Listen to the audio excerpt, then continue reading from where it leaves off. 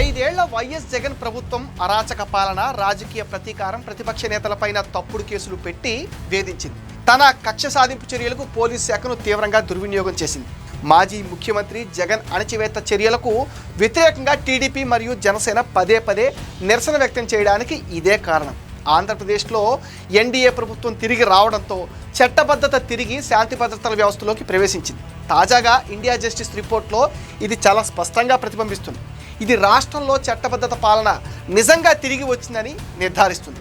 శాంతి భద్రతల ఉత్తమ నిర్వహణలో ఆంధ్రప్రదేశ్ ఇప్పుడు దేశంలోని పెద్ద రాష్ట్రాల్లో 2వ స్థానంలో ఉంది.